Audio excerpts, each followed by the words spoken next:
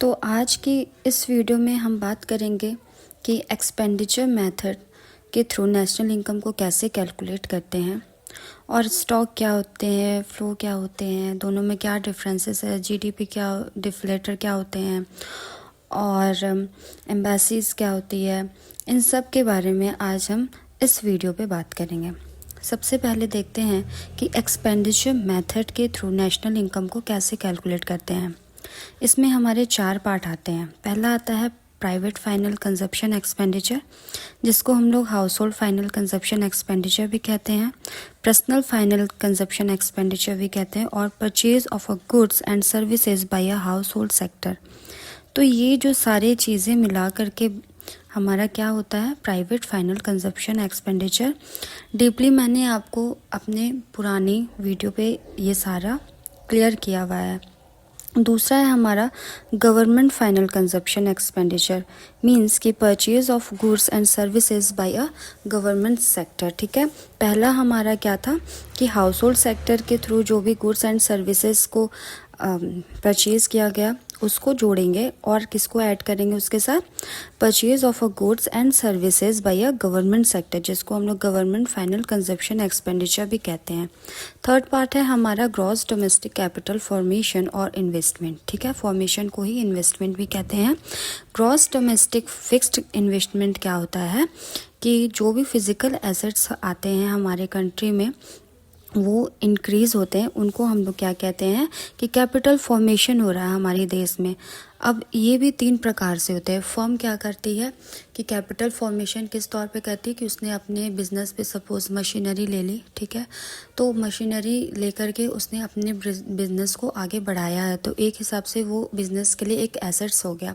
तो इस हिसाब से फर्म के थ्रू क्या किया, उसने मशीनरी खरीद के अपनी जो डोमेस्टिक का क्या हो गया, कैपिटल फॉर्मेशन कर दिया।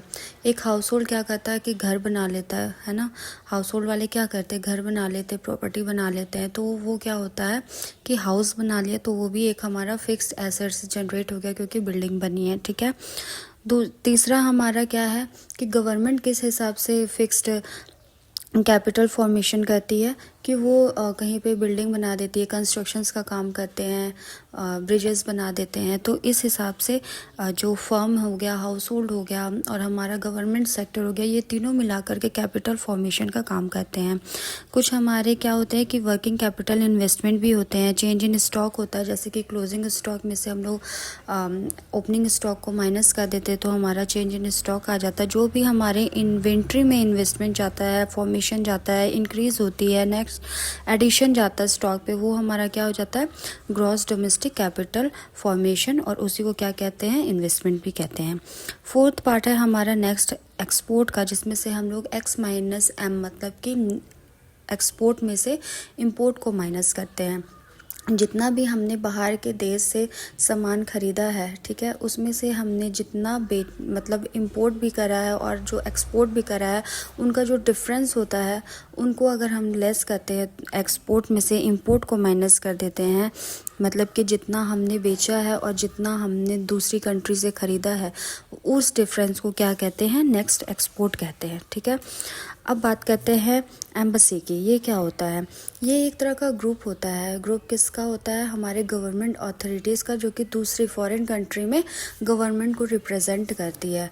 ग्रुप होते हैं और मतलब ये एक तरह से अपने जो सिटीज़न के लोग होते हैं उनको हेल्प प्रोवाइड करती है। एक तरह का ये गवर्नमेंट को रिप्रेजेंट करती है फॉरेन कंट्री में, उसको क्या कहते हैं, एम्बेसी कहते हैं। छोटा सा पार्ट होता है ये हर कंट्री में, है ना। जैसे अगर हम सपोज़ यूएसए में तो हमारा बहुत छोटा सा पोर्शन का एक ग्रुप होगा जो कि हमारे भारत को रिप्रेजेंट करेगा। उसी प्रकार भारत में भी उनके कुछ एम्बेसीज होते हैं जो यहाँ पे उनके गवर्नमेंट को रिप्रेजेंट करती है और उनके लोगों को सपोर्ट करती है। ठीक है, अब बात करते हैं स्टॉक और फ्लो की, कि स्टॉक और फ्लो में क्या डिफरेंस होता है। स्टॉक क्या होता है कि एक ऐसा वेरिएबल होता है जो कि हम लोग मेज़र करते हैं एक स्पेसिफिक पीरियड ऑफ टाइम, इसका एक टाइम पीरियड स्पेसिफिक बांध दिया जाता है, वो क्या होता है, स्टॉक होता है। और फ्लो एक ऐसा वेरिएबल होता है जो कि बहता है। फ्लो आप एक समझ लो, आप वर्ड से ही समझ रहे हो, फ्लो क्या है कि पानी की तरह वो बह रहा है, तो वो फ्लो हो गया, वो चेंज होता है टाइम टू टाइम। और स्टॉक क्या हो गया, एक सॉलिड चीज़ होगी कि एक ठोस पदार्थ हो गया कि हाँ स्टॉक हो गया ये चीज़, है ना। तो वो उसके लिए क्या एक स्पेसिफिक टाइम का क्या कर दिया गया है, पीरियड को बांध दिया गया है। सपोज कि वाटर टैंक है, वाटर किस में है, टैंक पे है, ठीक है ना, वाटर इन अ टैंक। तो वो क्या, वो अपने उस एरिया के दायरे में एक फिक्स हो गया कि हाँ ये मैं फिक्स्ड हो गया हूँ। और वही पानी अगर रिवर में बह रहा है तो वो क्या हो गया, फ्लो हो गया, वो जा रहा है, उसका तो कुछ पता ही नहीं चल रहा कि वो कहाँ तक जाएगा और कहाँ पे मिलेगा। तो ये डिफरेंसेस होता है स्टॉक और फ्लो में, ठीक है। अब एक एग्जांपल लेते हैं कि स्टॉक में कहा है कि मनी सप्लाई हुआ है इन दिसंबर। तो देखिए यहाँ पे क्या हुआ, स्पेसिफिक टाइम पीरियड को बता दिया गया कि हाँ मनी सप्लाई किस मंथ में हुआ, दिसंबर पे हुआ है। और वही है फ्लो के टाइम में क्या किया कि मनी सप्लाई सिर्फ बता दिया गया, ना कोई मंथ बताया, ना कोई डेट बताया, ना कोई ईयर बताया, कुछ नहीं बताया। तो वो उसको एक फ्री छूट मिल गया, एक फ्लो मिल गया। उसी प्रकार पॉपुलेशन है फ्लो पे।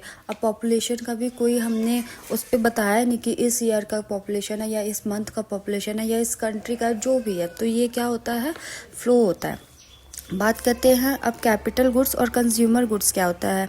कैपिटल गुड्स एक ऐसा गुड्स होता है which help in the production of another good, जो कि हेल्प करता है हमारे प्रोडक्शन अनदर गुड्स को प्रोड्यूस करने में, जो हमारी मदद करता है, उसको हम लोग क्या कहते हैं, कैपिटल गुड्स कहते हैं। जैसे कि हमारा मशीनरी हो गया, मशीन हमने खरीदा तो और भी प्रोडक्ट हम लोग उस मशीन के थ्रू क्या कर रहे हैं, प्रोसेस करके अलग से और भी प्रोडक्ट को प्रोड्यूस कर रहे हैं, और भी गुड्स और सर्विस गुड्स को बना रहे हैं, ठीक है। तो वो इस टाइप का गुड्स होता है जो कि हमें प्रोडक्शन प्रोसेस अनदर गुड्स में मदद करता है। इसको हम लोग बार बार यूज़ कर सकते हैं।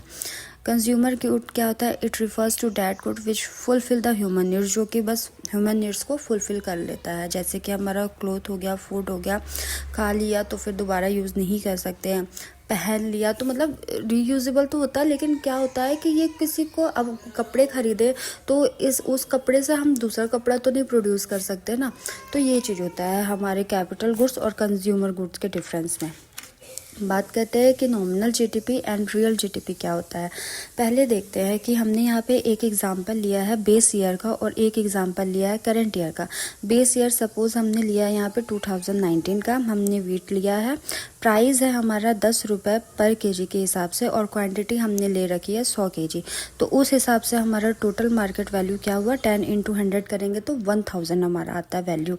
और करंट ईयर के हिसाब से हमने 2026 ले लिया है, और बता रहे हैं कि वीट का जो प्राइस है वो 20 रुपये और क्वांटिटी हमारा सेम रहेगा 100। तो टोटल मार्केट वैल्यू कितना निकलेगा, तो 20 × 100 किया तो हमारा 2000 आया। तो नॉमिनल जीडीपी क्या होता है कि when the GDP is measure by taking the current year price is called the nominal GDP. तो अगर हम लोग यही 2026 वाला मतलब कि करंट ईयर के थ्रू अगर हम लोग जीडीपी को मेजर करते हैं bye taking the current year price, तो हमारा उसको क्या कहते हैं हम लोग, नॉमिनल जीडीपी कहते हैं। पर ये क्या होता है कि ये ट्रू इंडेक्स नहीं होता इकोनॉमिक डेवलपमेंट के बारे में बताने के।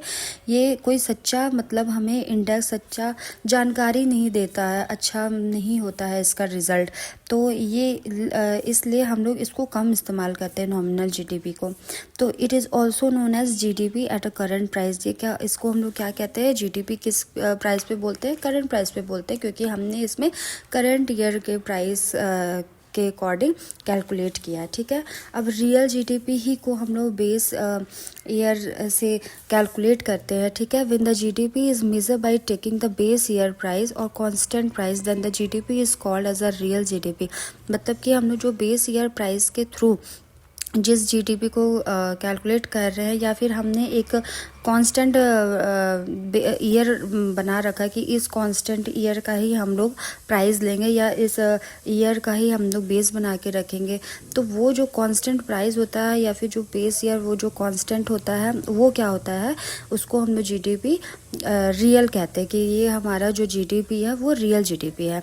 तो ये जो होता है वो हमको ट्रू इंडेक्स इकोनॉमिक डेवलपमेंट का शो करता है, और इसको हम लोग क्या कह सकते हैं, GDP at a constant price भी कहते हैं, ठीक है। What is the best measure, अब पूछता है कि दोनों में से कौन सा चीज़ होता है जो बेस्ट होता है। तो real GDP shows the true index of economic development, जो रियल जीडीपी होता है वो ट्रू इंडेक्स हमारा इकोनॉमिक डेवलपमेंट का बताता है। क्यों? क्योंकि ये कैलकुलेट होता है bye taking the price of a base year with the total quantity. जो भी हमारा टोटल क्वांटिटी का कैलकुलेशन होता है वो किस प्राइस का होता है, बेस ईयर प्राइस का होता है, ठीक है। अब बात करते हैं जीडीपी डिफ्लेटर क्या होता है।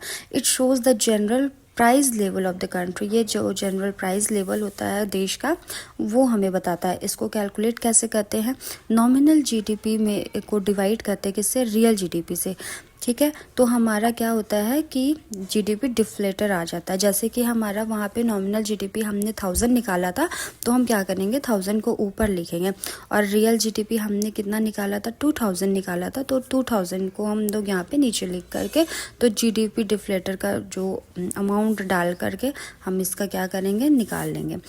If we want to show in percentage, then GDP deflator equal to nominal GDP divided real GDP into 100।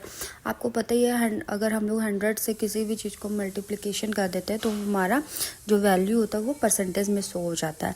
तो वही है कि अगर जीडीपी डिफ्लेटर को हमें परसेंटेज के थ्रू शो करना है तो हम इसमें क्या कर देंगे, मल्टीप्लिकेशन 100 कर देंगे।